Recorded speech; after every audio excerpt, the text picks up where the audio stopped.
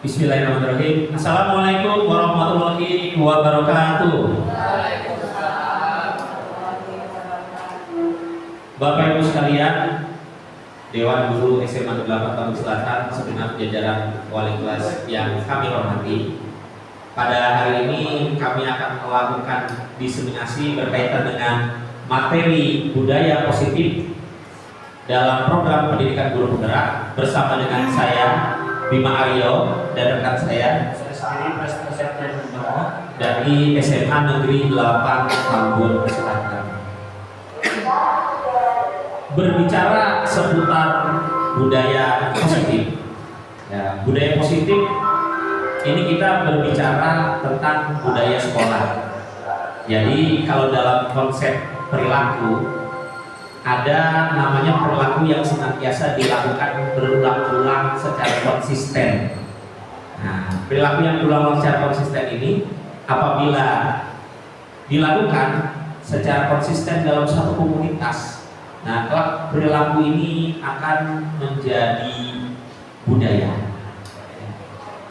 Secara definisi, budaya positif adalah lingkungan yang mendorong interaksi yang sehat, rasa saling menghormati, dan motivasi untuk berperilaku baik. Mencakup nilai-nilai, norma, dan praktik yang mendukung perkembangan pribadi dan akademik.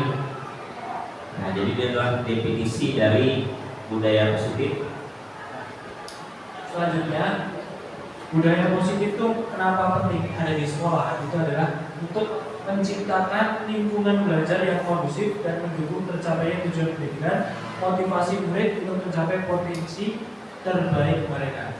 Jadi budaya positif itu kenapa perlu dilakukan di sekolah? Itu tentunya pertama, sama layaknya kita sedang melakukan sesuatu, kalau kita nyaman, itu kan dilakukan apapun pasti menyenangkan. Nah, makanya dari adanya budaya positif ini yang diharapkan itu adalah anak datang ke sekolah itu merasa nyaman dulu. Ketika mereka datang ke sekolah dengan nyaman, otomatis nanti motivasinya itu bukan lagi datang ke sekolah karena disuruh orang tua, tapi diri sendiri ke sekolah karena perlu. Dia datang ke sekolah itu karena memiliki keperluan, bukan karena disuruh dengan orang tua. Kenapa adanya budaya positif itu penting seperti itu? Budaya positif ini memiliki konsep inti.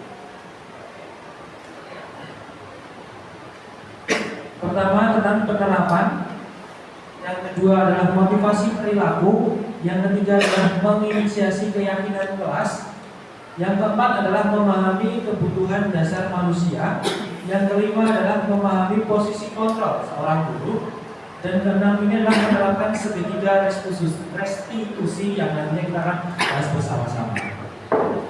Jadi Bapak Ibu, tugas kita sebagai guru dalam satu komunitas belajar di sekolah adalah kita sama-sama harus merancang budaya yang nanti kita sepakati bersama, sehingga budaya-budaya yang sifatnya positif itu menjadi karakter tercermin dalam diri kita maupun diri peserta didik kita. Contoh misalkan sekolah kita bersih, maka apabila di sekolah kita sudah terbentuk budaya bersih, kemanapun peserta didik kita pergi, maka akan tercermin dia menjadi insan yang senantiasa menjaga kebersihan. Bahkan bisa relate ketika ada seorang siswa yang sangat peduli tentang kebersihan, berarti dia siswa SMA Negeri 8 Tambun Selatan. Itu adalah pencapaian tertinggi dari sebuah budaya yang diterapkan di sekolah. Nah, yang pertama ini adalah berkaitan dengan konsep inti satu, yaitu disiplin positif. Nah, disiplin positif ini merupakan metode penerapan disiplin yang mengajarkan anak-anak untuk yang pertama menerapkan kedisiplinan dalam bentuk tanggung jawab dan kesadaran diri terhadap nilai-nilai kebajikan. Jadi disiplinnya anak itu adalah bentuk dua hal, tanggung jawab dia dan kesadaran diri. Ya, selanjutnya Pak Pras. Selanjutnya, menerapkan kedisiplinan berdasarkan motivasi intrinsik bukan atas dasar paksaan ujian atau hukuman. Jadi dia itu melakukan hal positif atau disiplin itu berdasarkan diri sendiri tanpa dipaksa dan tanpa wah ini orangnya disiplin banget biar kelihatan bagus sama orang-orang, tidak, karena jadi kebiasaan. Jadi disiplinnya itu berdasarkan diri biar dia itu terbiasa.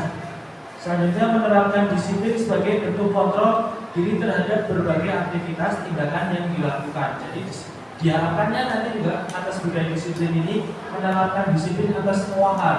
Jadi tidak hanya di sekolah saja, karena sudah jadi terbiasa, mau dilakukan dimanapun itu juga akan melakukan hal yang disiplin seperti ini. Nah, disiplin ini nanti erat kaitannya dengan poin nomor 2, yaitu motivasi perilaku. Nah, berbicara tentang motivasi perilaku, bahwa kita perlu menganalisis peserta didik kita memiliki perilaku disiplin,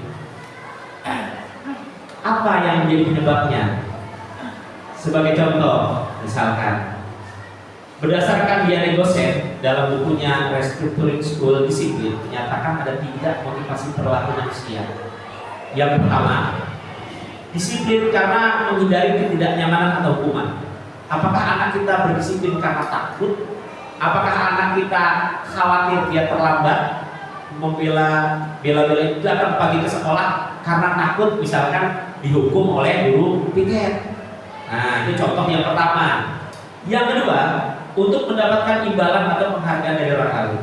Apakah anak kita bersikap disiplin karena nanti dia mengharapkan kita memberinya imbalan, kita memberinya gelar, kita memberinya pangkat-pangkat tertentu, atau memberikan apresiasi dalam bentuk hadiah. Nah, yang ketiga, nah ini yang jadi acuan kita. Yang terbaik adalah seorang anak berdisiplin karena untuk menjadi orang yang mereka inginkan. Jadi si anak ini harus punya konsep orang yang baik itu seperti apa sih? Saya pengen jadi orang baik, saya pengen jadi orang seperti itu. Dan sebagai bentuk dia menghargai dirinya sendiri dengan nilai-nilai yang mereka percaya, bahwa saya percaya bahwa kalau misalkan saya menjaga kebersihan, maka lingkungan akan bersih. Kalau lingkungan bersih, maka hidup akan nyaman. Kalau lingkungan hidupnya nyaman, maka generasi selanjutnya dapat hidup dengan lebih baik.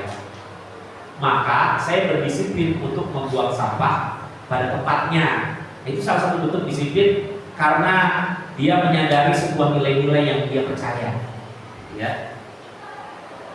Nah, dari motivasi perilaku ini, umumnya di sekolah ini motivasi perilaku siswa itu ada 2. Yang pertama motivasi hukuman, karena siswa itu takut dihukum. Hukuman ini efektif untuk mengurangi perilaku yang tidak diinginkan. Ya, sebagai contoh misalkan, kalau kamu terlambat maka kamu akan dihukum, lari keliling lapangan misalkan. Itu hukuman. Jangka pendek efektif, tapi pada jangka panjang dia akan mengalami resistensi. Artinya resistensi apa? Dia jadi kebal terhadap hukuman, dan dia bahkan sadar, Pak saya telat ya Pak, saya lari Pak, lari aja deh Pak, yang penting saya telat. Nah itu salah satu contohnya ya. Kemudian identitas saya terbentuk adalah identitas rasa takut, jadi disiplin karena takut, bukan karena memang dia sadar bahwa harus disiplin. Kemudian juga cenderung telat membenci peraturan, sehingga tercipta masyarakat yang punya konsep hidup bahwa peraturan itu untuk dilanggar. Ya seperti itu, contohnya memakai helm. Ya, orang pakai helm karena takut ada polisi. Kalau tidak ada polisi, helm itu dilepas, dan dia tidak sadar bahwa pakai helm itu sebenarnya untuk keselamatan dirinya. Nah ini salah diantaranya ya, berkaitan dengan hukuman. Yang kedua, berkaitan dengan penghargaan. Nah, berkaitan dengan penghargaan ini kaitannya meningkatkan motivasi jangka pendek. Namun untuk motivasi jangka panjang tidak efektif karena akan menurunkan kualitas dan performa. Kalau kamu dapat nilai 100, maka kamu dapat hadiah dari wali kelas. Setiap ulangan 100 kita bagi hadiah. Apa yang terjadi? Anak akan berlomba-lomba mendapatkan nilai 100. Efektif. Anak jadi rajin belajar. Tapi awalnya ada persaingan. Lama-lama persaingan ini mungkin akan bergeser ke persaingan yang tidak sehat. Contohnya, anak jadi mengharapkan segala cara, gimana caranya saya dapat nilai 100, akhirnya nyontek. Ada kan seperti itu ya. Nah, selanjutnya juga suatu saat gurunya meniadakan hadiah itu. Mulai besok yang dapat nilai 100 tidak akan dapat hadiah, anak-anak akan malas belajar. Dan itu sebuah kerugian sendiri, gitu ya. Kalau kita motivasi perilakunya ini karena hukuman dan penghargaan. Sebagai Nah, seperti yang dikatakan Pak Guru tadi ya, adanya disiplin ini kalau munculnya itu dari eksternal atau dari luar, itu akan memiliki dampak yang negatif juga. Seperti contoh tadi sudah dijelaskan, karena takut, terus karena ujung-ujungnya yang paling parah itu nanti yang ditakutkan itu kebal hukum. Jadi dia telat, sudah tahu akan dihukum, terus dia lakukan dengan sendirinya. Berarti kan dia inisiatif untuk melakukan hal negatif jatuhnya seperti itu. Nah, motivasi itu harus dari murid umumnya beraneka ragam. Guru memahami bahwa pentingnya untuk membangun motivasi internal dalam diri murid sehingga mereka akan berlaku dengan motivasi untuk menjadi orang yang mereka inginkan, yang menghargai diri sendiri dengan nilai kebajikan yang mereka percaya. Jadi ini juga salah satu pribadi saya juga ya. Jadi saya tuh percaya bahwa nggak akan bisa menghargai orang lain, nggak akan bisa menyayangi orang lain kalau sama diri sendiri aja belum. Gitu. Kalau belum bisa menyayangi diri sendiri dan tidak bisa menghargai diri sendiri, untuk ke orang lain itu sulit. Karena nggak tahu indikator diri sendirinya aja, nggak tahu cara menyayangi diri sendiri itu gimana, apalagi menyayangi orang lain. Nah, dari guru ini kita tuh kalau memberikan motivasi ke murid itu apalagi dengan SMA ya, dari contoh kita aja dulu. Jadi perlunya contoh untuk siswa itu udah paling enak. Cara memotivasi siswa itu dengan memberikan contoh langsung saja. Jadi kita lakukan dengan sendirinya saja. Selanjutnya, identitas dalam menegakkan disiplin konsekuensinya itu adalah memahami kesalahan, dilandasi peraturan, mendorong kepatuhan, membentuk konsep diri atau taat. Restitusinya memahami kesalahan dan pemecahan masalah, dilandasi kesadaran dan motivasi intrinsik, mendorong keyakinan akan kebajikan, membuat konsep diri yang kuat. Nah, selanjutnya kita akan ke keyakinan kelas. Nah, sebelum ke keyakinan kelas, kita harus memahami bahwa nanti setiap guru akan membuat keyakinan kelas. Setiap wali kelas akan membuat namanya kesepakatan di kelasnya masing-masing. Nah, sebelum itu, biasanya kesepakatan ini diiringi dengan 3 hal. Kadang ada yang diiringi dengan hukuman, ada yang diiringi dengan konsekuensi, dan ada yang diiringi dengan restitusi. Saya ambil contoh seperti ini. Ada siswa mencoret-coret tembok. Ini kasus terbaru nih. Siswa mencoret-coret tembok. Ternyata Ibu Sulis berhasil mendapatkan pelakunya. Apa yang Ibu Sulis harus lakukan? Ada 2 identitas, ada identitas gagal, ada identitas sukses. Di identitas gagal, umumnya guru menerapkan hukuman. Hukuman di sini kadang hukuman yang tidak berhubungan dengan perilaku dia. Contohnya, anak mencoret-coret tembok, maka hukumannya dijemur di lapangan. Angkat 1 kaki sambil teriak, saya tidak akan mencoret-coret tembok lagi. Itu maksudnya hukuman. Membentuk identitas gagal pada diri murid. Dia tidak paham akibat perbuatan. Ada lagi penerapannya yang lebih baik, yaitu identitas sukses. Dibagi menjadi 2. Ada konsekuensi dan ada restitusi. Konsekuensi di sini adalah kita sebagai guru membimbing peserta didik untuk memahami kesalahan. Ada aturannya. Apa sih sanksinya kalau dia mencoret-coret tembok? Sanksi ini harus berkaitan dengan hal tersebut. Dan mendorong kepatuhan anak, namun hanya membentuk konsep diri yang baik dan taat. Kalau kita tidak membangun komunikasi yang baik, anak mencoret-coret tembok, tiba-tiba kita panggil, silakan kamu bersihkan. Tidak ada komunikasi. Itu bentuknya konsekuensi. Ada lagi bentuknya restitusi, di mana kita harus memahami alasan si anak kenapa sih mencoret-coret tembok. Kemudian kita dalami lagi. Dari akibat mencoret-coret tembok, anak harus paham apa akibat dari kesalahan dia. Kemudian upayakan anak menyusun sendiri bagaimana restitusi atau sebuah konsekuensi tindakan dari yang kesalahan yang dia lakukan untuk memperbaiki kesalahan tersebut. Jadi kalau restitusi, konsekuensinya itu ada dalam kesepakatan dengan peserta didik. Kalau konsekuensi, sanksi, kita langsung yang memberikan kepada peserta didik tersebut. Tujuannya agar anak lebih memahami secara perilaku. Lanjut ke keyakinan kelas. Ini pilot project kita. Kemarin kita sudah lakukan di kelas 11 IPA 3, kelasnya ampun ya. Nah, keyakinan kelas itu seperti ini ya Bapak Ibu. Ya, mungkin pasti juga Bapak Ibu lebih paham juga karena ini mirip-mirip seperti kesepakatan kelas dengan keyakinan kelas ini perbedaannya lebih ke diri sendiri. Jadi itu dia melakukannya dengan diri sendiri, bukan gurunya tapi muridnya.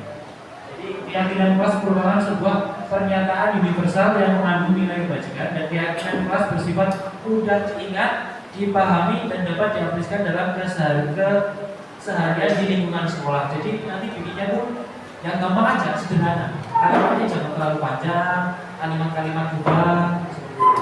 Guru berperan memfasilitasi ya. Jadi nanti guru memfasilitasi saja, tidak membuatnya, tapi memfasilitasi karena pembuatan keyakinan kelas ini harus berdasarkan diri siswa itu sendiri.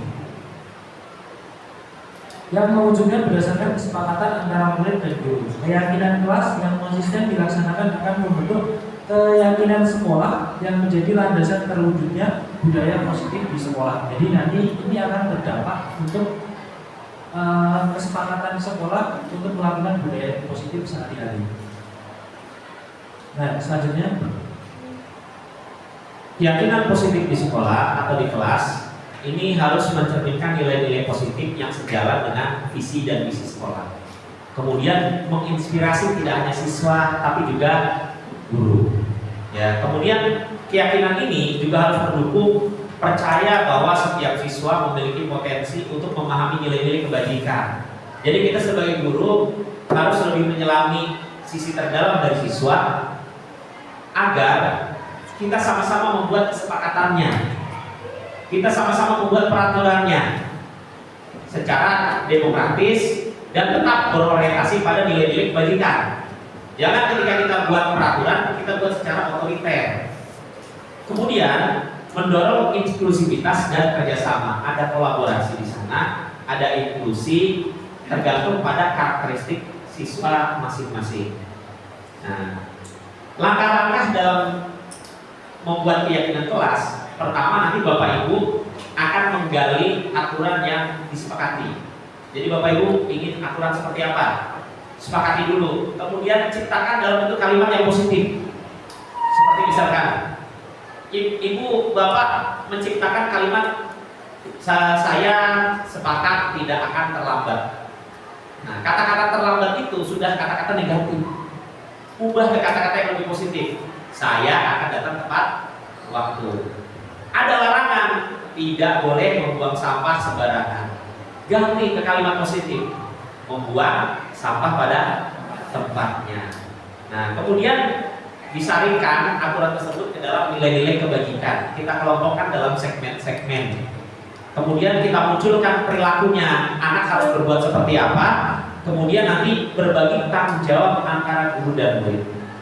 Ya, sebagai contoh, misalkan siswa itu kerap kali lupa atau enggan tiket, ya kan? Berarti sebagai wali kelas dia harus membuat kesepakatan apa yang harus dilakukan oleh wali kelas, apa yang harus dilakukan oleh siswa. Misalkan siswa berarti harus tiket, itu kewajiban dia. Nah, apa yang kewajiban kita susun juga. Walas harus membuat laporan bahwa siswanya sudah tiket. Bapak Ibu bayangkan, kita nyuruh anak tiket, tapi kita tidak pernah pantau. Kita tidak pernah melihat dia tiket. Kita tidak pernah membersamai, meskipun bisa lewat foto, ya, bisa lewat dokumentasi. Meskipun kitanya ada di tempat lain, anak dokumentasi laporan ke kita bahwa kelas sudah bersih. Itu adalah salah satu bentuk peran serta kita untuk berkolaborasi dengan siswa menciptakan kelas yang bersih. Dan nanti di antara segmen-segmen tersebut cari segmen yang menarik untuk diikrarkan. Contohnya kemarin di kelas Bu Un, ya, siswa satu kelas mengambil 6 segmen kreatif untuk keyakinan kelas, yaitu bersih, empati, religius, disiplin, kolaborasi aktif, dan cinta NKRI. Dari ke-6 segmen tersebut, semua siswa menuliskan keyakinan kelas masing-masing di setiap segmen. Ya, kami bagi ke dalam beberapa kelompok. Nah, nanti Bapak Ibu bisa mempelajari caranya dari video yang kami bagikan di grup wali kelas. Silahkan dipelajari. Nah, untuk kelas 11 IPA 3 ini sudah berdikari. Mereka berikrar bahwa kita siap jadi kelas yang berdikari. Usai menciptakan keyakinan kelasnya nanti kita tempel, kita layout, kita setting sedemikian rupa agar menarik dan mudah diingat. Kita tempel di kelas masing-masing. Jadi masing-masing kelas ada keyakinan kelasnya. Bapak Ibu sebagai wali kelas juga bisa berkolaborasi dengan guru lain, ya, atau dengan wali kelas lain, atau dengan pihak BK, atau dengan pihak siswa untuk sama-sama kita membuat keyakinan di kelas tersebut. Jadi lebih banyak kolaborasi yang kita lakukan, insya Allah lebih efektif dalam proses pembuatannya. Lanjut. Jadi ini mengenai kebutuhan dasar manusia. Ini kemarin salah satu sudah dilakukan ya. Nah, ini ada 5 kebutuhan dasar manusia, yaitu kebutuhan bertahan hidup. Kita tahu sendiri ya, manusia, semuanya kita manusia, guru, siswa itu manusia ya. 5 kebutuhan dasarnya. Pertama, kebutuhan bertahan hidup. Bertahan hidup ini adalah kebutuhan bertahan hidup adalah kebutuhan yang bersifat fisiologis untuk bertahan hidup, misalnya kesehatan, rumah, dan makanan. Jelas kita butuh makan, butuh minum, dan tempat tinggal. Selanjutnya kasih sayang dan rasa terima kasih, kebutuhan untuk diterima. Kebutuhan untuk disayangi dan diterima meliputi kebutuhan akan hubungan, koneksi sosial, kebutuhan untuk memberi dan menerima kasih sayang, dan kebutuhan untuk merasa menjadi bagian dari suatu kelompok. Jadi kebutuhan ini juga perlu dilakukan karena adanya kasih sayang itu dianggap bahwa manusia itu ada di suatu kelompok. Selanjutnya penguasaan, kebutuhan pengakuan atas kemampuan. Kebutuhan ini berhubungan dengan kekuatan untuk mencapai sesuatu, menjadi kompeten, menjadi terampil, diakui atas prestasi dan keterampilannya. Selanjutnya ada kebebasan, kebutuhan akan kemandirian, otonomi, memiliki pilihan dan mampu mengendalikan arah hidup seseorang. Anak-anak dengan kebutuhan kebebasan yang tinggi menginginkan pilihannya masing-masing. Kesenangan atau kebutuhan untuk merasa senang, ini juga adalah 5 kebutuhan dasar manusia. Ada kebutuhan untuk mencari kesenangan, bermain dan tertawa, bayangkan hidup tanpa menikmati apapun, betapa menyedihkan. Belajar menghubungkan kebutuhan akan kesenangan dengan belajar. Nah, ini perlu juga, karena jika sudah ada rasa senang untuk kebudayaan positif, itu akan dirasakan melakukan kedisiplinan atau melakukan budaya positif itu dengan rasa senang. Nah, dari 5 kebutuhan dasar ini kita jadikan acuan. Kalau Bapak Ibu suatu saat menemukan masalah pada peserta didik, cek dulu kebutuhan dasar yang belum terpenuhi, baru nanti kita selesaikan. Kadang ada peserta didik yang datangnya selalu terlambat. Maka kita cek dulu, kok ada yang datangnya selalu terlambat, apa kebutuhan dasar yang belum dipenuhi oleh dia. Satu, ternyata dia kebutuhan dasarnya adalah kurangnya rasa kasih sayang orang tua. Orang tuanya tidak perhatian, abai terhadap cara dia bangun pagi. Nah, maka yang harus Bapak Ibu lakukan adalah berdialog dengan orang tua berkaitan dengan kebiasaan di rumah. Ada lagi siswa yang sering terlambat karena kebutuhan bertahan hidup, misalkan karena dia tidak punya orang tua, pagi dia sekolah, malam dia bekerja sampai larut malam untuk dia bisa makan, dan pagi dia pasti terlambat ke sekolah. Nah, sehingga kita harus melakukan pendekatan yang efektif untuk mencari solusi yang berbeda-beda terhadap kebutuhan siswa yang berbeda-beda. Jadi jangan langsung ketika ada anak terlambat, semua hukumannya disuruh lari, semua hukumannya disuruh push up, atau semua hukumannya diomel-omelin, dimarah-marahin. Bisa jadi masing-masing kebutuhan anak itu berbeda. Ya, di sini larinya kita mempelajari kebutuhan anak adalah berkaitan dengan posisi kontrol kita sebagai guru. Jadi posisi kontrol kita sebagai guru itu ada 5. setelah kita sudah memenuhi kebutuhan dasar manusia untuk dijadikan sebuah acuan untuk pelanggaran itu pasti semua pelanggaran atau semua akibat itu pasti memiliki sebab. Maka posisi kita sebagai guru itu apa? Nah, sebagai guru itu kita sebagai teman, sebagai pembuat rasa bersalah, sebagai penghubung, sebagai pemantau, dan sebagai manajer. Contohnya ketika ada anak melakukan pelanggaran, atau melanggar nilai-nilai kebajikan yang ada di sekolah kita, bapak ibu posisinya seperti apa? Nah, ada yang bersifat seperti teman. Anak melanggar, tapi bapak ibu merasa seperti khawatir. Kalau bapak ibu bersikap tegas, maka bapak ibu akan kehilangan perhatian dari anak. Sehingga kita memposisikan seperti teman sebaya. Ada juga yang bersifat sebagai pembuat rasa bersalah. Pokoknya anak itu harus dibuat seperti orang yang salah tanpa didalami penyebab kesalahannya apa. Ada yang sebagai penghukum. Lalu langsung pokoknya mau bagaimanapun latar belakangnya anak berbuat kesalahan, marah-marah itu nomor satu. Nah, itu sebagai penghukum. Ada yang sebagai pemantau, hanya mencatat, ya hanya memberikan sanksi. Jadi anak melanggar, yaudah kamu melanggar, terlambat ya kamu terlambat dah, sanksinya seperti ini. Hanya memberi sanksi, mencatat tanpa ada tindak lanjut. Nah, yang paling baik itu adalah posisi sebagai manajer. Ya. Nah, guru yang memiliki posisi kontrol sebagai manajer, ini guru yang bisa membersamai murid, menuntunnya menjadi orang yang bertanggung jawab, mengajak murid untuk mencari solusi atas permasalahan. Murid diajak menjadi manajer atas dirinya sendiri sehingga terbentuk identitas positif atau berhasil pada murid. Tugas kita adalah mempelajari murid kita masing-masing. Oleh karena itu, tidak bisa tugas ini diberikan kepada 1-2 orang di sekolah. Ya, contoh, ada murid yang bermasalah.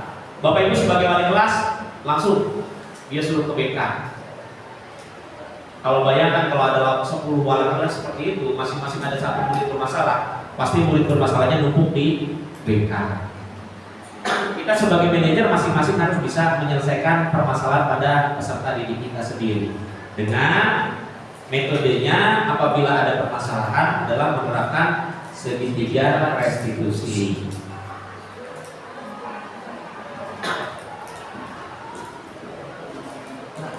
Segitiga restitusi itu apa, Bapak Ibu? Tujuan dari penerapan segitiga restitusi adalah agar murid dapat menjadi manusia yang efektif, mandiri, proaktif, dan bertanggung jawab apabila melakukan pelanggaran nilai kebajikan. Sehingga setiap murid dapat menyelesaikan permasalahannya dengan motivasi internal yang positif dari dalam dirinya sendiri.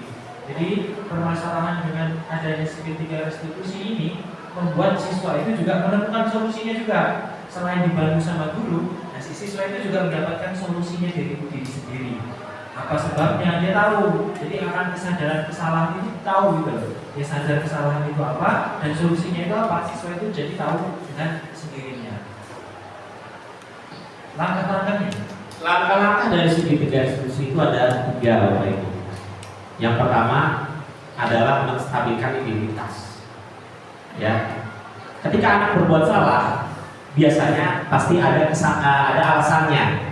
Alasannya biasanya larinya kayak tadi tuh, yang 5 kebutuhan dasar dari si anak yang belum terpenuhi. Kita stabilkan dulu identitasnya. Selanjutnya anak harus kita bimbing untuk memahami, memvalidasi tindakan yang salah. Karena tindakan mereka yang salah biasanya ada alasannya. Nah, alasannya ini dia harus paham bahwa karena alasan tersebut dia berbuat salah. Karena bisa jadi murid-murid kita belum bisa membedakan mana yang benar dan mana yang salah. Setelah itu, pentingnya kita tadi membuat keyakinan kelas. Ketika anak melanggar, maka kita tanyakan keyakinan kelasnya. Kita konfirmasi kembali apakah masih ingat terkait kesepakatan kelas kita. Kemudian kita bangkitkan motivasi internal dalam siswa agar dia bisa melakukan restitusi, menyelesaikan konsekuensi terhadap kesalahan yang sudah dia lakukan. Ya, demikian Bapak Ibu, kira-kira dari 6 tahapan disiplin positif, budaya positif yang tadi sudah kita bahas dan nanti akan kita diskusikan. Kiranya apabila ada yang kurang jelas ingin ditanyakan atau ingin berpendapat berkaitan ke 6 konsep inti yang sudah didiseminasikan, kami persilakan. Saya juga sharing pengalaman. Boleh sharing pengalaman atau membahas masalah yang sedang ada ya. Misalnya contoh yang tadi 5 posisi kontrol guru. Saya yakin kita semua itu pernah mengalami di 5 ini kok. Tidak hanya sebagai manajer, tapi ya paling bagus benar manajer. Tapi kita juga pasti pernah di mana kita memantau saja. Karena mungkin keadaan dan latar belakang kita juga itu pasti 5 kontrol itu. Mungkin kita sudah, saya yakin sebagai guru kita sudah melakukannya itu. Nah, mungkin juga bisa kita sharing-sharing tentang 5 posisi kontrol guru yang pernah ada. Terus kita bahas apakah solusinya manajemen seperti apa. Nah, itu akan jadi keyakinan kelas tentunya nanti. Seperti itu Bapak Ibu. Ya, silakan Bapak Ibu yang ingin berpendapat bertanya. Ya silakan Bu Hari.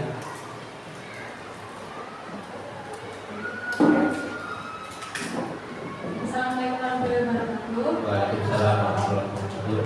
Saya ingin bertanya terkait dengan kebutuhan murid atau siswa. Berarti kotak nomor 4 ya. Ya, kebutuhan dasar manusia. Jika posisinya baik pengen ada di 2 posisi itu sebagai guru piket dan sebagai wali kelas. Dan saya juga kan sebagai guru piket. Kan guru piket biasanya itu lebih ke memberi hukuman ya Pak. Iya. Kalau sebagai manajer itu kan peran dari wali kelas, jadi wali kelas.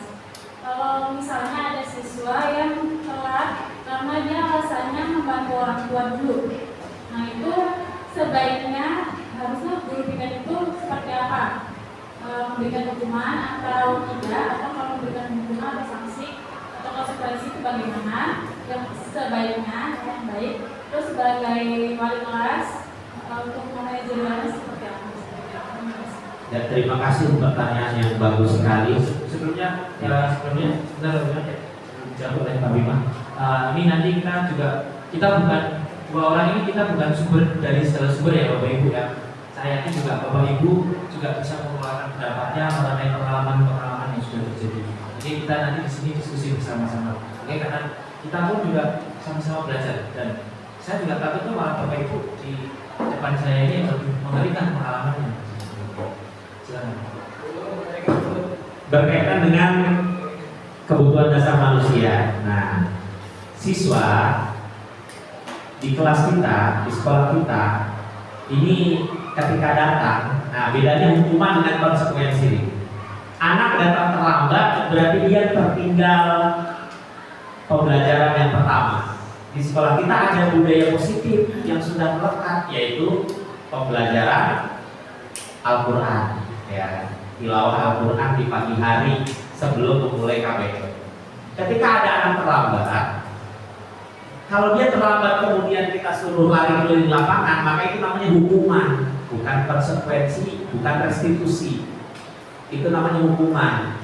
Kenapa? Karena dia terlambat kemudian dia lari keliling lapangan, maka kita hanya memberikan dia hukuman dan rasa takut. Tapi dia secara konsekuensi, secara restitusi harus memahami apa sih kegiatan yang tertinggal oleh saya. Oh, ternyata yang tertinggal rekan-rekan sudah baca Quran di kelas, dia belum. Maka sebagai guru piket, ibu mengajak anak untuk menyadari, ya, untuk ketertinggalan dia membaca Quran dengan membaca Quran di ruang piket itu adalah sebuah bentuk restitusi yang positif. Berarti menyadarkan anak bahwa kalau dia tertinggal pelajaran maka dia harus menambah jadwal untuk pelajaran tersebut. Bukannya menerima hukuman dengan bentuk yang lain gitu ya. Jadi seperti itu. Kemudian sebuah perilaku kadang bergantung pada kebutuhan dasar hidup, ya, kebutuhan dasar manusia. Salah satunya misalkan karena saya harus membantu orang tua. Nah, ini pentingnya restitusi adalah ketika ada kasus seperti ini, maka kewajiban kita sebagai guru piket itu mencatat dan meneruskan ke wali kelas yang bersangkutan.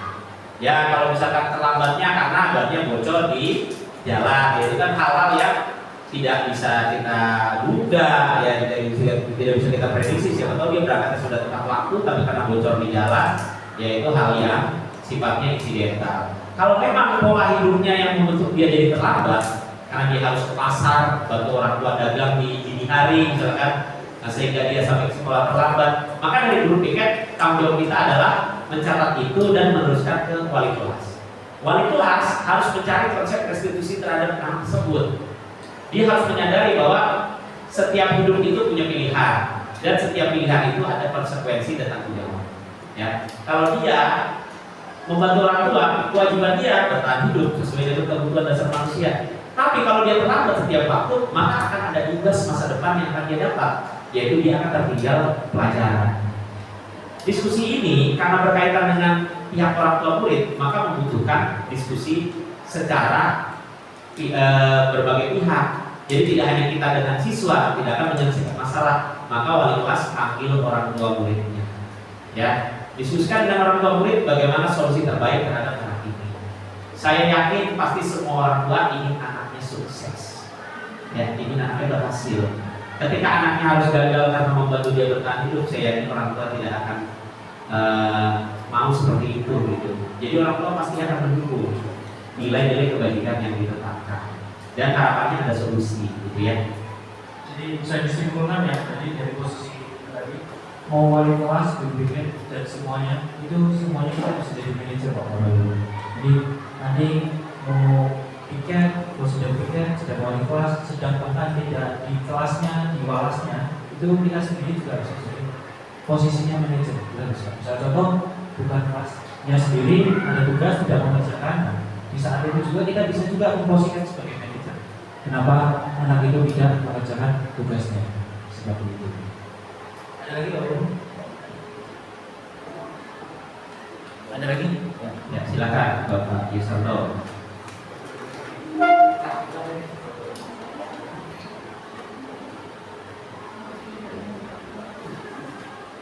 Saya mau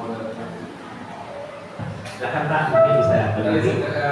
saya teringat pernyataan Bisa berdiri Pak Yusarto supaya lihat Mas.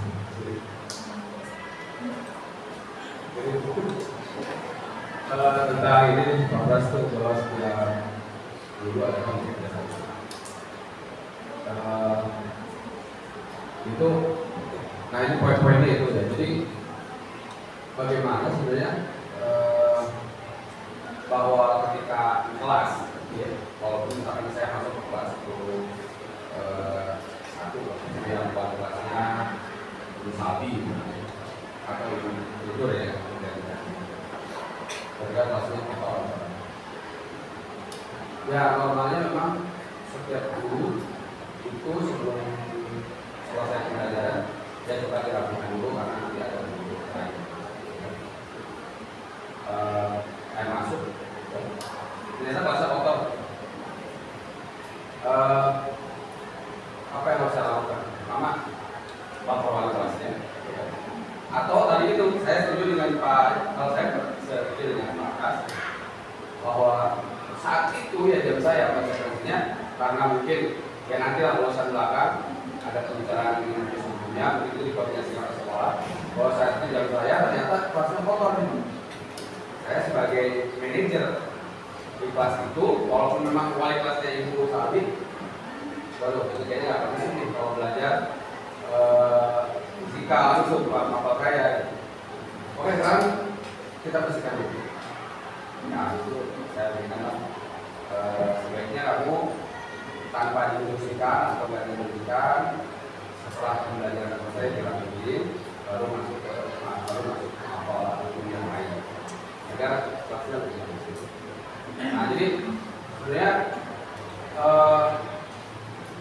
saya nggak perlu apa-apa sebenarnya ya, karena kondisinya gini kan, ketika saya mau masuk 10-1 saya 10-1-2-3 tapi saya wali kelas 10-2 ya ketika saya masuk yang manapun kelas itu adalah milik saya dan saya ada manajernya. Nah ini pikiran kelas saya ya. Kira-kira benar nggak kelasnya? Terima kasih Pak Yusanto, luar biasa ini. Ya, saya terkesan ya atas kesadaran diri dari salah satu rekan kita, berarti sudah memahami bahwa setiap guru adalah manajer. Ya, itu betul. Setiap guru adalah manajer. Nah, melengkapi dari kesadaran diri itu pentingnya kolaborasi. Ya, karena kita ini satu kesatuan. Oleh karena itu, Bapak Ibu wali kelas, tadi seperti Pak Yusanto ada kendala bahwa ketika masuk kelas ternyata kelasnya berantakan. Pak Yusanto sebagai manajer di sana, Pak Yusanto akan lebih mudah menjadi manajer kalau di dindingnya sudah ada keyakinan kelas, kesepakatan kelas yang menuliskan bahwa peserta didik atau murid yang di kelas tersebut harus menjaga kebersihan. Sehingga apa? Jadi Pak Yusanto akan lebih mudah karena di sana pun sudah ada. Nah, kita mengingatkan bisa dalam bentuk verbal, tapi tidak perlu berulang kali, karena biasanya murid ini punya kecenderungan dalam beberapa saat mungkin lupa. Ya, nah berarti juga kita ingatkan bahwa di sana ada keyakinan kelas. Nah, ini akan sangat mendukung sehingga ketika Pak Yusanto ini menerapkan segitiga restitusi. Nah, segitiga restitusi tadi kan tahapnya ada 3 tuh ya di kelas ini. Nah, kalau misalkan kita menyuruh siswa untuk bersih pada saat itu, kita sebagai manajer yang baru sampai tahap 2, yaitu sudah stabilkan identitas, kemudian sudah menerapkan validasi tindakan yang salah, yaitu tadi belum bersih atau mungkin tidak abai terhadap kebersihan kelas. Nah, yang ketiga, kita bisa menanyakan keyakinannya. Ingat kembali keyakinan yang sudah kalian tulis. Ya, ayo kita terapkan bersama-sama secara konsisten. Kami secara yang namanya menerapkan aturan itu yang paling sulit adalah menuliskannya dan menerapkannya secara konsisten. Ya, kalau kita memberi instruksi, itu saya yakin setiap guru pasti sudah punya caranya. Anak buang sampah sembarangan, kita instruksikan. Kamu jangan buang sampah sembarangan, atau kamu harusnya buang sampah pada tempatnya. Tapi kadang hal seperti itu akan berulang tanpa sadar kalau misalkan anak itu belum menerapkan keyakinannya. Tapi kalau nanti di kelas IPA 1 sudah menerapkan keyakinannya, dia sudah tuliskan di dinding kelas itu, oh dia harus bersih. Tugas kita hanya untuk mengingatkan saja. Artinya langkah restitusi yang kita tempuh bisa sampai tahap 3. Ya, begitu Pak Yusanto ya. Terima kasih, kita kasih tepuk tangan ya, luar biasa. Karena memang sepakat juga dengan Pak Yusanto apa yang terjadi jika ada sekolah atau siswa itu yang pada saat itu juga yang terlibat real time-nya itu, ya itu udah sebagai manajer harus selesaikan di manajernya itu. Jadi ketika Pak Yusanto saat itu menemukan sebuah kasus, kan kalau kelasnya misalnya saya nggak ada di kelas itu, ya real time-nya Pak Yus silakan dilakukan. Nah, apalagi efektifnya kalau sudah ada keyakinan kelas. Jadi Pak Yusanto sebagai manajer itu udah punya dasar. Manajernya Pak Yusanto itu di kelasnya itu sudah memiliki dasarnya. Oh, kelas itu keyakinan kelasnya apa? Itu sebagai dasar untuk memanajerkan kelas itu. Seperti itu. Terima kasih. Saya yang lain. Ada lagi?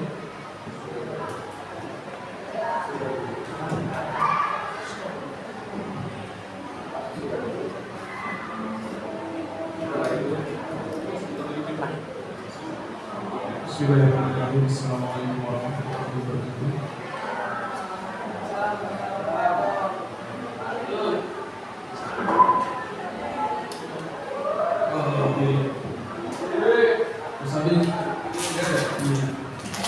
Jadi gini, mungkin terima kasih sebelumnya atas materi yang disampaikan oleh Pak Bima dan Pak Ras selaku pejabat kami juga yang telah memberikan diseminasi. Bahwasannya saya sepakat dengan apa yang disampaikan oleh Pak Bima dengan Pak Pras bahwa pada akhirnya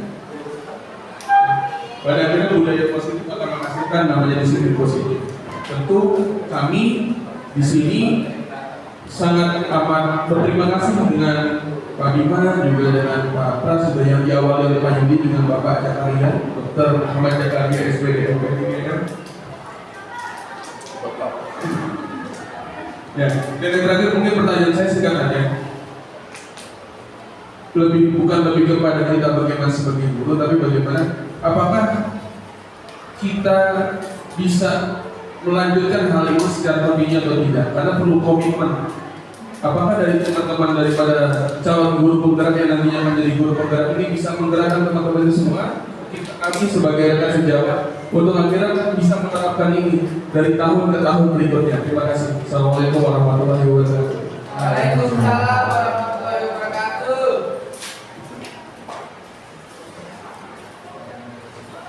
Terima kasih Pak Barhan ya. Komitmen yang ada dari seorang guru penggerak itu adalah komitmen yang ada dalam sanubari setiap guru. Ya, tidak ada perbedaan antara guru penggerak, guru pendiam, atau guru yang belum bergerak sama sekali. Karena mau apapun kita adalah seorang guru. Ya, seorang guru ketika ada nilai-nilai yang baik, kita harus pertama tahapannya adalah merasa tergerak terlebih dahulu. Ya, contoh nih, kita akan bikin keyakinan kelas di setiap kelas, maka kita harus tergerak untuk itu. Oh, ternyata sudah ada contohnya, video sampelnya sudah saya kirimkan di grup Walas, caranya seperti itu. Ini nanti akan saya serahkan juga ke Bu Un untuk ditindaklanjuti. Nah, setelah selesai, maka keyakinan kelas itu kita akan bergerak nih, mempraktekkan keyakinan kelas di kelas masing-masing. Silakan Bapak Ibu untuk dilakukan keyakinan kelasnya. Ya, modalnya sederhana. Kalau saya sendiri pakai kalender bekas, kemudian menggunakan apa namanya ini, stick note ya. Nah, ini sudah jadi. Ya, kemudian nanti tindak lanjut berikutnya adalah melayout keyakinan kelas tersebut menggunakan aplikasi desain. Tidak perlu kita yang layout, tapi kita berkolaborasi dengan siswa. Karena siswa ada minat dan bakatnya dalam hal desain itu lebih hebat daripada kita. Atau bahkan jauh melampaui ekspektasi kita ya. Nah, kemudian kita berusaha menggerakkan segenap siswa untuk mematuhi keyakinan kelas. Kita menggerakkan rekan-rekan guru yang belum hadir di sini nih. Yang belum hadir di sini berarti Bapak Ibu harus menindas mereka, kita sama-sama menindas mereka supaya mereka semua bikin keyakinan kelas. Jadi nanti di setiap kelas di awal September semuanya sudah terpajang ya keyakinan kelasnya. Nah, berkaitan dengan perangkatnya seperti sticky note-nya dan lain sebagainya, silakan berkomunikasi dengan sarana prasarana. Nanti akan disiapkan di sana ya. Ya, terima kasih Pak Farhan. Ya, jadi kita semua adalah guru apapun belahnya. Yang jelas, guru yang hebat itu bukan guru penggerak, guru yang hebat bukan guru ASN, guru yang hebat bukan guru sertifikasi, guru yang hebat bukan guru di sekolah unggul. Guru yang hebat adalah guru yang senantiasa dicintai dan dididikan oleh guru-gurunya, yang kehadirannya akan senantiasa dinanti. Ya, terima kasih ya yang sudah berpartisipasi. Ya, semoga kedepannya kita bisa terus berkolaborasi ya, untuk menciptakan inovasi-inovasi ya di sekolah kita. Ada yang inovasi yang sudah dirilis oleh tim P5, nanti akan sinkron lagi dengan inovasi yang dirilis oleh tim bimbingan konseling, dengan tim kesiswaan, dengan tim kurikulum, dengan tim humas, dengan tim sarana prasarana, dengan tim wali kelas. Semuanya harapannya bisa sinkron satu dengan yang lainnya, menciptakan budaya positif untuk kita semua. Terima kasih Bapak Ibu Guru, karena waktunya yang jelas kita juga masih akan berkolaborasi terus dengan Bapak Ibu sebagai rekan kerja. Dan sekali sekalipun nanti Bapak Ibu juga butuh kolaborasi, karena kebetulan kita yang berbenturan yang khusus tentang hal ini. Jadi kalau misal Bapak Ibu butuh kolaborasi dengan kami pun kita akan siap membantunya Bapak Ibu, karena kita sejatinya makhluk yang sosial. Terima kasih dari saya. Sebanyak-banyaknya sangat berterima kasih atas waktunya. Dari saya, assalamualaikum warahmatullahi wabarakatuh. Waalaikumsalam warahmatullahi wabarakatuh. Ya, terima kasih, tepuk tangan untuk kita semua.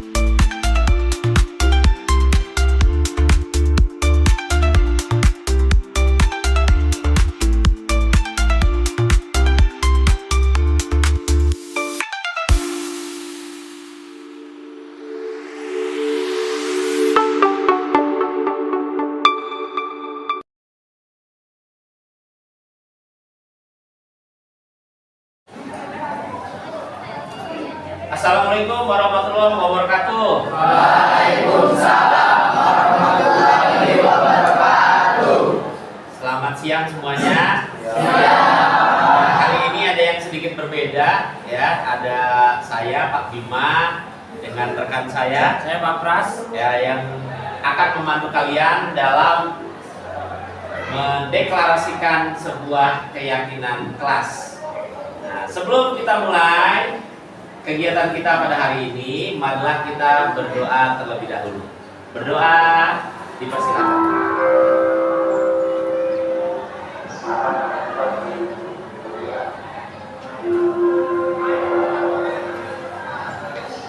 Berdoa selesai. Untuk hari ini lengkap semua? Ada yang tidak hadir? Tidak ada. Siapa yang tidak hadir? 3 orang ya? Ada apa gerangan 3 jam? Ya, sambil kita doakan semoga yang sakit lekas sembuh dan bisa bergabung kembali di pertemuan berikutnya dalam pembelajaran kita. Ya. Pada siang hari ini kita akan menyusun sebuah keyakinan kelas. Ya, keyakinan kelas adalah sebuah upaya sadar dari kita semua dalam satu kelas berkaitan dengan nilai-nilai kebajikan yang akan kita jalankan di kelas ini. Ya.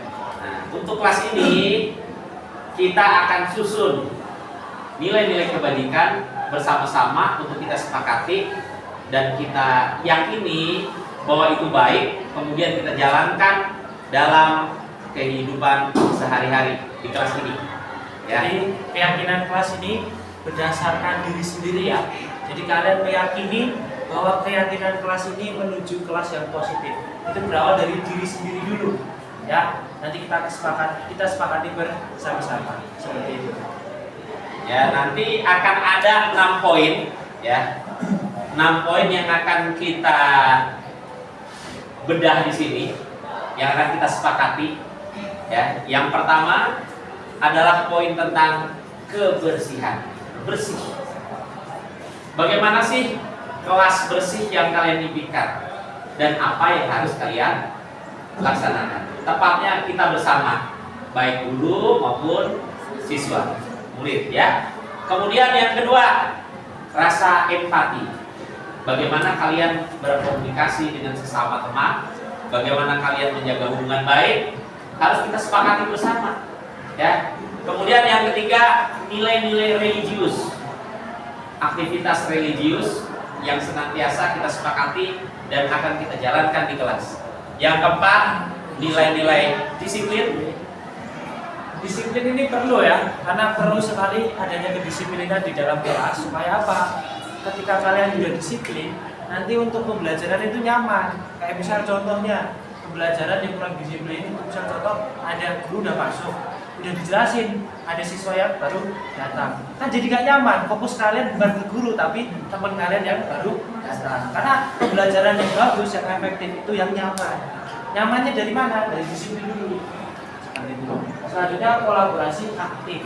Nah, kolaborasi aktif ini juga harus ditekankan, apalagi nanti meja kalian udah sesuai banget ya, ini sepertinya sesuai dengan kolaborasi. Nah, nanti kalian juga harus yakini bahwa ada kesepakatan yang mengandung kolaborasi. Selanjutnya cinta NKRI. Nah, jelas karena kita ada di Indonesia, kita juga harus mewujudkan adanya keyakinan cinta terhadap negara kita sendiri. Seperti itu ya. Sekarang kita mau bagi kelompok dulu Pak, karena ini kelihatannya kelompoknya sudah terbagi, tapi ada yang laki-laki sama laki-laki, perempuan sama perempuan ya, sehingga kita bagi dulu berdasarkan sistem yang acak gitu ya. Sekarang Bapak minta kalian sebutkan satu nomor dari nomor 1 sampai nomor 5 saja ya, secara berurutan mulai dari kelompok ini. 1, 2, 3, 4, 5. 1. Ingat-ingat nomornya masing-masing ya. 1 nih. Kamu? 1, 2. Lanjut Pak Pras. Tadi sampai 4 ya. Berarti 5. Ingat-ingat nomornya masing-masing. 3, 4.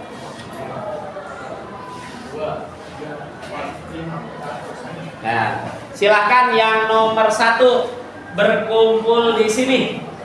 1 sebelah situ, Yang nomor 2 di sini. Yang nomor 3 di tengah. Yang nomor 4 di ujung kanan. Yang nomor 5 di ujung kiri. Silakan. Yang di bawah pulpen aja. Yang di bawah pulpen aja.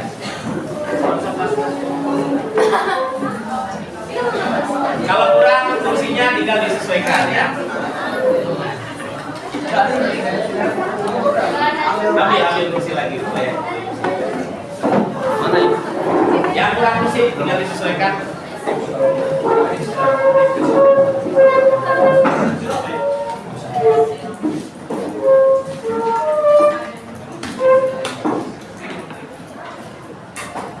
Oke, sudah siap nampaknya Pak Pras. Kita bagikan kertasnya. Jadi Bapak akan bagikan kertas ini. Nah, ini nanti yang akan jadi keyakinan kalian dan ditempelkan sesuai temanya masing-masing. Kalau misalnya ada yang bingung, bisa Bapak kasih contoh ya, bersih nih, misal tema bersih. Kelas kalian itu harus gimana kalau dengan tema bersih? Misal, sama April ini tuliskan. Nanti kita sepakati ya, kita yakini bahwa kalau supaya kelas kita bersih, berarti apa dong? Kira-kira? Dilarang buang sampah sembarangan. Kayak gitu, nanti tempel di tema bersih. Paham nggak? Paham. Sesuaikan temanya masing-masing tuh. Misal ada lagi kolaborasi aktif. Dilarang AMK atau apa? Dilarang tidak mengerjakan tugas kelompok. Ngerti ya?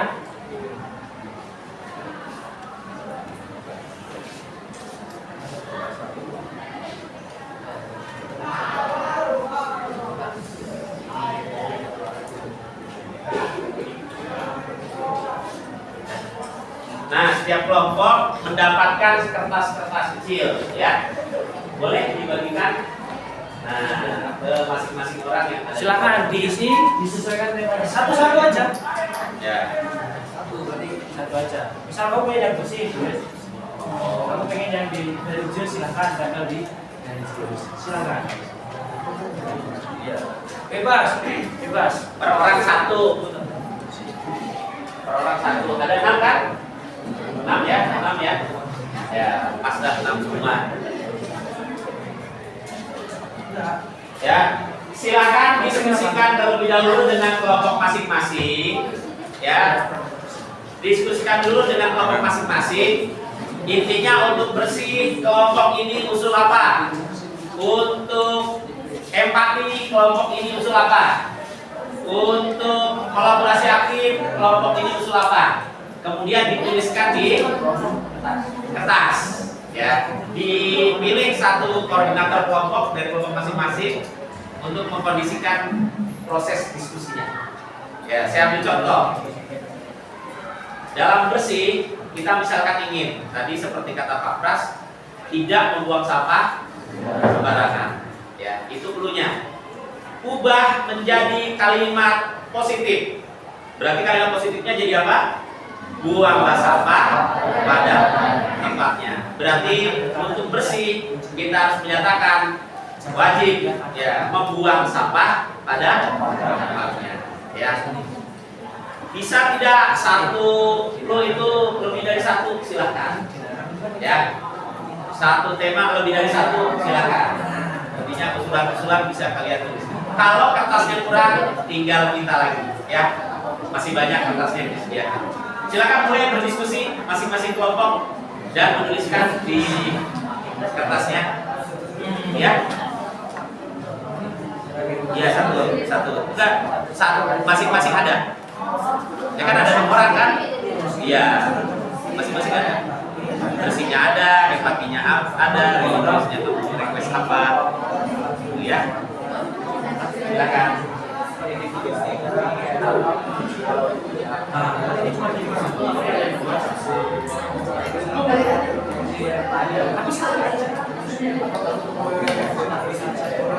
Bersih, empati, religius, disiplin, kolaborasi aktif, dan cinta yang kreatif. Ya. Satu kelompok itu punya 6, masing-masing ada. Satu kertas bisa 2, bisa 3, tergantung masing-masing kelompok. Jadi di bersih kita mau ada 3 pernyataan nih Pak, 3 kesepakatan. Kesepakatan satu, jadi tidak mewakili orang orang, tapi hasil terbuka itu. Ya, ya, silakan dirembukan, diskusikan.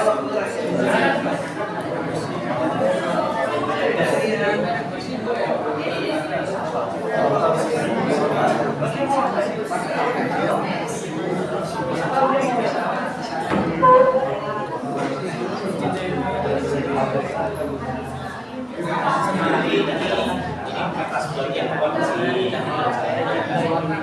saya isinya kalau bisa pilih, tapi isinya bisa dari satu. Ya, bantu diskusinya.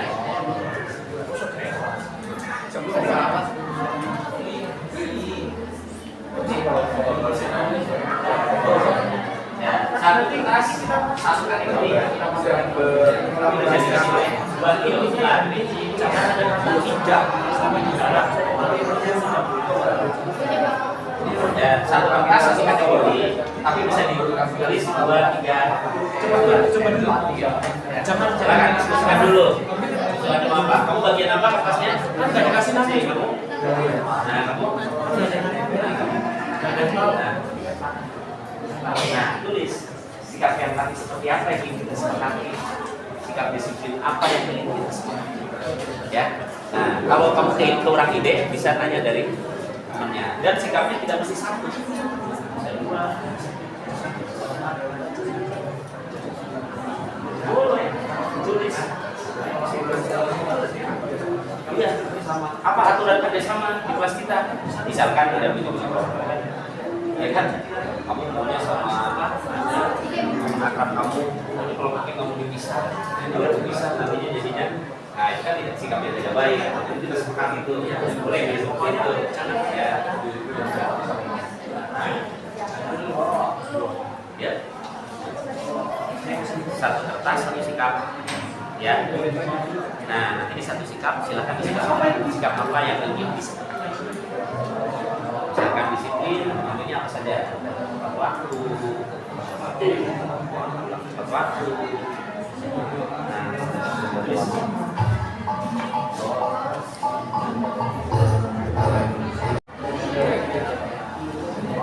Kamu bagian apa? Nah, ya, silakan. Boleh, tulis di situ, kasih judul dulu. Kamu boleh nanya dengan teman yang lain, ada usulan kan di TV. Siapa tahu ada temannya yang punya usulan semuanya, gitu kan ya.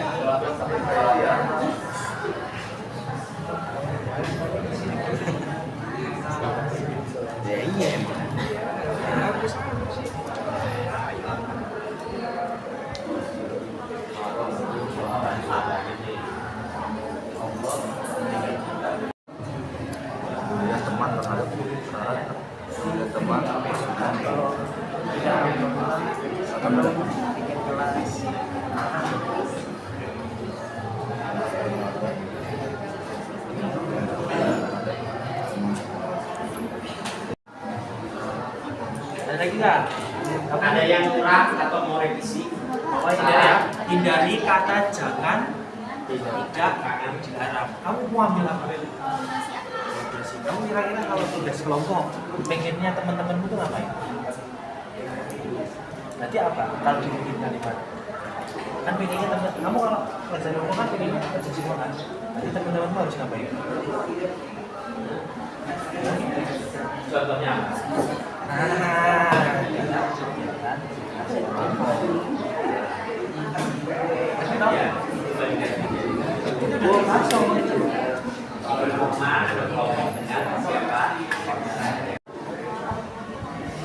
Yang mau revisi boleh minta lagi ya.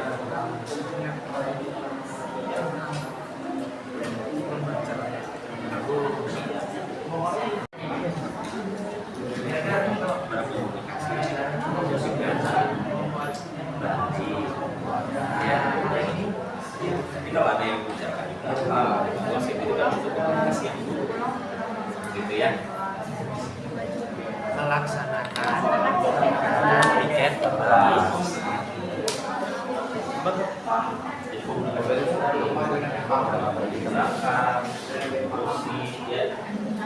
Silakan saling bertukar pikiran pada tulisnya. Kalau belum ada ide, jadi masing-masing dari ini adalah kesepakatan kelompok ya. Dan kelompok kalian nanti akan kita jadikan kesepakatan kelas.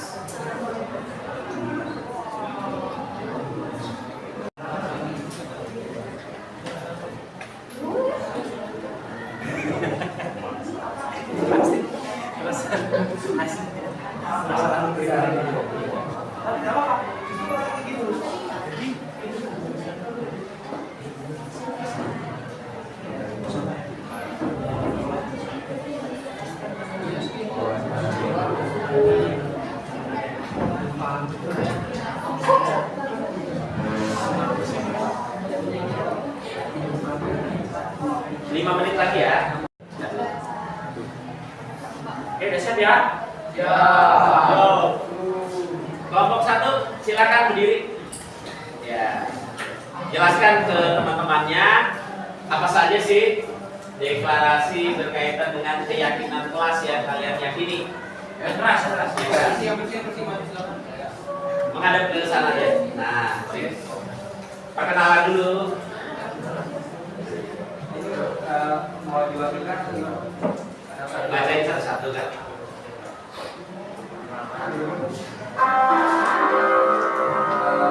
Baik, perkenalkan nama saya Rian Arista. Di sini saya akan menjelaskan tentang apa itu cinta NKRI dan memberikan contohnya. Contoh dari cinta NKRI adalah gunakanlah produk dalam negeri. Ya, gunakan produk dalam negeri. Silakan tempel. Ya. selanjutnya langsung. Jadi saya mau memberi contoh tentang religius. Jadi kayak contohnya itu ya berbicaralah yang baik dan sopan. Oke. Lanjut. Saya contohkan itu bersih, itu buanglah sampah pada tempatnya. Oke.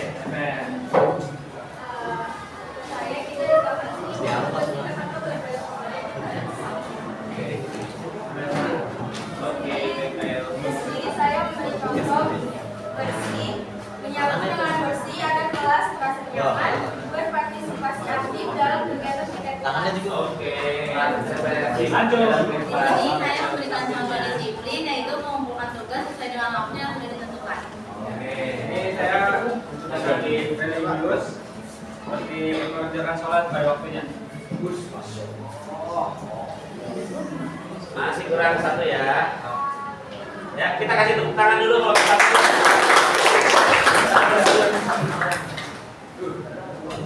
Kelompok 5. Kelompok 5 mana? Belakang. Ya. Silakan berdiri. Satu-satu bacakan terus tempel. Masuk di sini. Assalamualaikum warahmatullahi wabarakatuh. Waalaikumsalam warahmatullahi wabarakatuh. Perkenalkan, nama saya Agung Basuki. Saya akan menyebutkan contoh kedisiplinan, yaitu adalah datanglah ke sekolah dengan tepat waktu. Ya, lanjut. Silakan Bel, langsung. Juga saya akan membacakan tentang keaktifan, yaitu mengerjakan tugas-tugas dengan tepat waktu. Oke. Saya tentang kebersihan, menjaga lingkungan sekolah agar tidak terkena penyakit dengan cara menyapu ruang kelas, tidak menyimpan sampah di dalam ruang kelas. Saya Reza Giputro, saya ingin memberikan contoh cinta NKRI, yaitu selalu mengikuti upacara di hari Senin. Oke. Saya ingin memberi contoh religius, selalu membaca Quran Surat Al-Kahfi atau Al-Mulk setiap hari Jumat. Masya Allah. Saya tetap kolaboratif aktif, contohnya seperti mendengarkan guru. Ya, sip. Tempel yang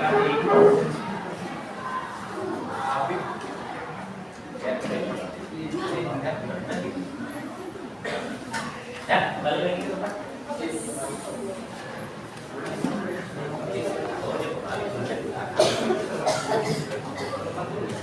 Ya, kasih tepuk tangan dulu.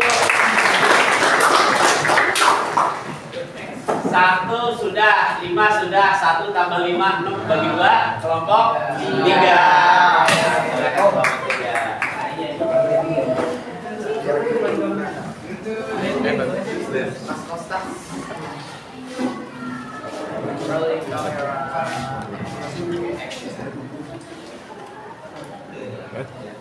Assalamualaikum warahmatullahi wabarakatuh. Waalaikumsalam warahmatullahi wabarakatuh. Perkenalkan, nama saya Muhammad Nurisa. Kali ini saya akan menyebutkan contoh kebersihan, yaitu membuang sampah pada tempatnya agar terlihat bersih dan rapi. Wis. Lanjut. Dan saya Rizky Febriani akan memberi contoh tentang religius, yaitu tadarus Al-Quran atau membaca kitab sebelum pelajaran dimulai. Oke. Saya Auraya akan membacakan contoh dari kolaborasi aktif, yaitu aktif dalam kegiatan kerja kelompok, menghargai semua pendapat teman atau anggota kelompok. Dan saya Abdul Hasan Siadian, saya akan menjelaskan empati. Empati itu bentuk pembelajaran dari kami 11. Contohnya itu menjadi bermanfaat sakit. Saya Feuda, saya akan menjelaskan contoh sikap-sikap disiplin yang pertama ya datang tepat waktu dan juga rapi dalam berseragam.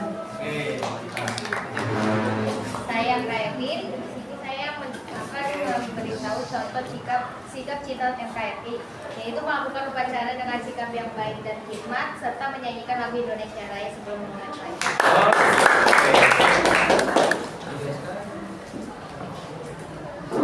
Sudah, kasih tepuk tangan.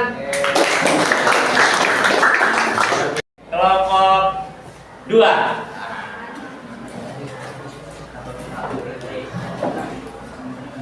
Silakan kelompok 2.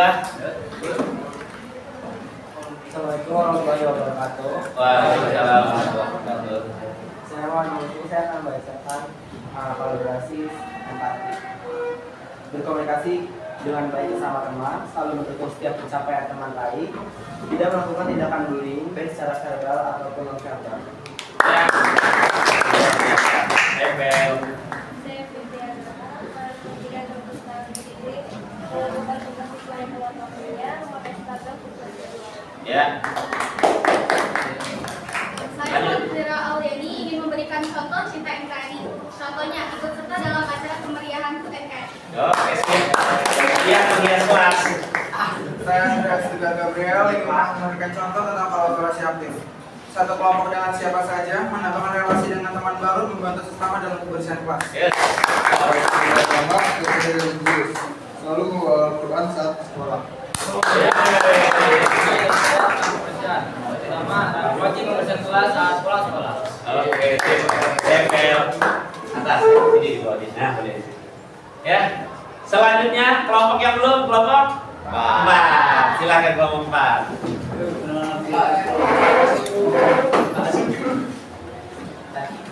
Assalamualaikum warahmatullahi wabarakatuh. Waalaikumsalam.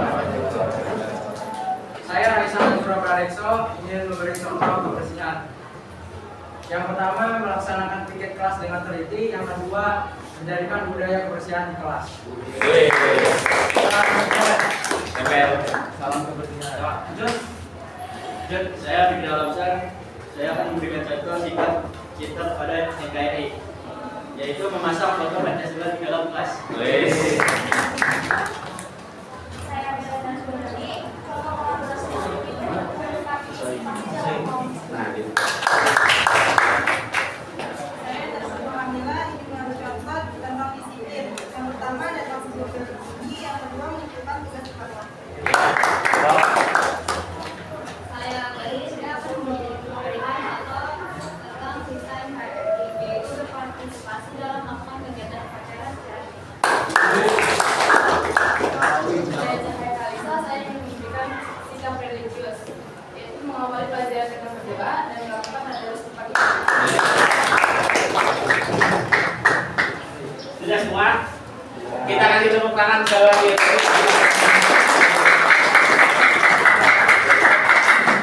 Ya, Pak Pras, silakan kita ulas ini bagaimana cerita rangkuman dari kesepakatan kelas yang kita yakini sebagai nilai-nilai kebajikan di kelas ini. Dan harus kita sadari mulai besok Senin kita terapkan, ya. Saya akan membacakan tentang bersih, empati, dan religius, ya. Yang pertama, bersih. Di sini hampir semuanya setuju bahwa buang sampah pada tempatnya. Tempatnya di mana sampah itu? Tempat sampah. Ada tempat sampah di ruangan ini? Di belakang, oke ya. Bukan di kolong meja ya. Nah, berarti yang sampahnya di kolong meja, mulai nanti pulang sekolah kita bersihkan. Itu sudah keyakinan kita bersama. Selanjutnya, berpartisipasi aktif dalam kegiatan piket. Siapa yang piket hari ini? Ya, apakah sudah piket? Ya, pulang sekolah ya. Nah, berangkat sekolah, pulang sekolah, silakan tetap menjaga kebersihan kelas sesuai dengan jadwal piket yang sudah disusun. Ya, berikutnya ada menjaga lingkungan sekolah agar tidak ada penyakit, ya. Karena tadi sudah 3 teman kita sakit, berarti tugas kita adalah menjaga lingkungan sekolah agar tidak munculnya tidak ada kemunculan sumber penyakit. Sampah-sampah di kolong meja itu biasanya jadi sumber apa? Nyamuk. Nah, nyamuk biasanya penyakitnya bikin apa tuh? Malaria, ya. Berarti bersihkan kolong meja kalian ya. Kemudian mendaur ulang sampah yang masih berguna. Ya, artinya kalau ada sampah itu masih bisa dipakai, daur ulang. Jangan hanya dibuang, kemudian membuat sampah jadi menumpuk. Berikutnya, menjadikan kebersihan sebagai budaya. Mejanya bersih, kelasnya bersih, bajunya juga bersih. Coba kita lihat baju masing-masing. Ya, bersih nggak? Nah, kalau ada noda-noda, kotor-kotor, berarti besok dibersihkan. Empati, ya. Berperilaku baik terhadap sesama teman. Jadi semua kalian adalah teman, maka jangan ada yang pilih-pilih teman. Semuanya harus bersikap baik satu sama lain. Ya, kemudian peduli terhadap teman sekelas. Ini ada kesepakatan jenguk teman yang sakit. Ya. Termasuk kalau kita sakit, berempati, berarti kita pakai masker ya. Jangan sampai kita batuk, temannya lagi makan, akhirnya besoknya temannya sakit ya. Selanjutnya, selalu mendukung pencapaian teman yang kita raih. Jadi kita kasih tepuk tangan untuk semuanya yang sudah berusaha. Ya. Berikan apresiasi terhadap teman kalian. Jangan kalau temannya maju disorakin, gitu ya. Ya, jangan kalau maju temannya dibikin grogi, tapi kita dukung. Kemudian tidak menerapkan tindakan bullying. Ya, jadi tidak boleh saling membuli. Tidak boleh membuli teman, ya, baik secara verbal maupun non verbal. Sepakat ya? Sepakat. Religius, ya, berbicara dengan baik dan sopan. Mengerjakan sholat tepat waktu bagi yang beragama Islam. Kemudian membaca Al-Quran setiap pagi bagi yang beragama Muslim dan kitab lainnya bagi yang beragama non-Muslim. Berarti semuanya datang ke sekolah baca kitab sucinya masing-masing. Ya. Selanjutnya berdoa sebelum pelajaran dimulai. Kemudian khusus hari Jumat tambahkan dengan membaca surat Al-Kahfi. Nah, ini luar biasa sekali bagi yang Muslim selalu membawa Al-Quran. Ya, jadi bawa Al-Qurannya. Ya. Ya, itu sekian dari yang bersih, empati dan religius. Silakan Pak Klas. Oke, Bapak lanjutkan ya. Dari tema disiplin. Ini setelah Bapak baca sepakat artikulasinya bagus juga. Contoh yang pertama, mengumpulkan tugas sesuai dengan waktu yang sudah ditentukan. Nah, ini juga salah satu kesepakatan yang bagus dan ini akan menguntungkan juga bagi kalian dan juga gurunya. Selanjutnya, datang ke sekolah dengan tepat waktu. Itu juga bagus kesepakatan ini. Mengikuti aturan-aturan yang di sekolah, selalu disiplin dalam belajar, memakai seragam sesuai aturan sekolah. Nah, itu juga berarti kesepakatan ya. Jadi ketika seragamnya berbeda, itu berarti kalian keluar dari keyakinan kelasnya kalian sendiri. Jadi kalau sekarang sudah diyakini, jadi kalian memakai seragam sesuai aturan sekolah. Selanjutnya, di kolaborasi aktif. Mengerjakan tugas dengan tepat waktu dan berpartisipasi aktif dalam tugas kelompok. Nah, ini juga berarti kalian sudah sepakat ya. Jika nanti ada tugas kelompok, kalian juga harus berpartisipasi aktif dalam tugas kelompok. Menghargai semua pendapat teman atau anggota kelompok. Nah, ini juga perlu ya. Menambah relasi dengan orang lain. Nah, ini juga bagus nih, karena apa? Semakin banyak relasi juga akan semakin kalian mendapatkan ilmu yang baru. Selanjutnya, tema dengan cinta NKRI. Nah, ini bagusnya juga nih. Gunakanlah produk dalam negeri. Ya. Ini bisa sepatu ya mungkin ya? Mungkin sepatunya ada yang impor, ada lokal. Ya, lokal semua ya. Belinya di pasar Cibitung. Selalu mengikuti kegiatan upacara hari Senin. Memasang foto Pancasila di dalam kelas. Nah, juga Pancasila. Mana belum ada? Oh, belum ada ya. Presiden belum ada? Belum. Oke, jadi kesepakatan ini kalian sudah harus kalian lakukan nantinya. Ya, kita singkat kesepakatan keyakinan yang luar biasa di kelas 11 IPA 3. Bersih, empati, religius, disiplin, kolaborasi aktif, dan cinta NKRI. Tepuk tangan untuk kita semua.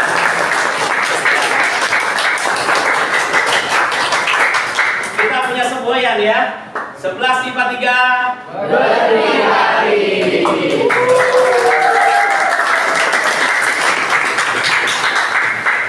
Ya, kita tutup Pak Pres. Terima kasih atas partisipasi, atas keyakinan kelas ini. Mudah-mudahan mulai berarti hari apa ini? Hari Rabu, Jumat tanggal 16. Berarti kalian sudah melakukan ini semua ya. Sepakat? Yakin? Ya, sekian dari Bapak berdua. Ya. Assalamualaikum warahmatullahi wabarakatuh. Waalaikumsalam warahmatullahi wabarakatuh.